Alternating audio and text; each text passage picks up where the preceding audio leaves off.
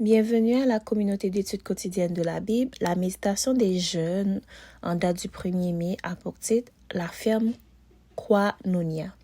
Celui qui aime ne cause aucun mal à son prochain, aimer son prochain c'est donc accomplir toute la loi. Romains 10, verset 10. Lawrence Jordan était une personne au talent et au dévouement exceptionnel. Il aurait pu exceller en n'importe quelle carrière, mais il a choisi de servir les pauvres. Dans les années 1940, il a fondé une ferme agricole qu'il a baptisée Koinonia Farm et qui est devenue une communauté pour les pauvres de toutes les races.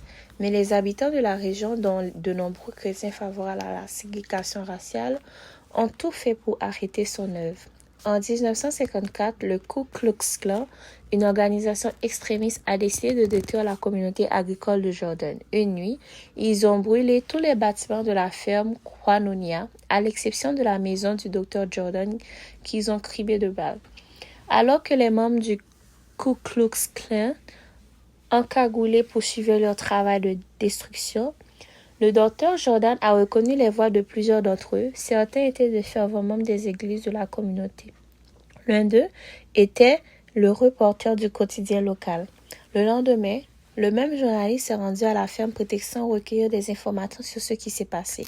Il a trouvé le docteur Jordan labourant et semant dans son champ. Après lui avoir dit et avoir entendu parler de ce qui s'est passé, il était venu évaluer les dégâts pour faire un article. Le journaliste a essayé d'humilier le docteur Jordan. Dr Jordan, vous avez obtenu 2 doctorats et vous avez consacré 14 ans à cette ferme. Et maintenant, il n'en reste plus rien. Comment évaluez-vous votre réussite? Le Dr Jordan s'est arrêté de travailler et a répondu au journaliste sarcastiquement, calmement mais fermement. J'ai eu presque autant de succès que la croix du Christ, monsieur. Je ne pense pas que vous compreniez. Aller à l'église ne garantit pas l'inexistence de préjugés et de mauvais caractères. Un jour, tu peux être à l'église et le lendemain mettre le feu à la maison de ton voisin. Réfléchis à tes actions et tes motivations.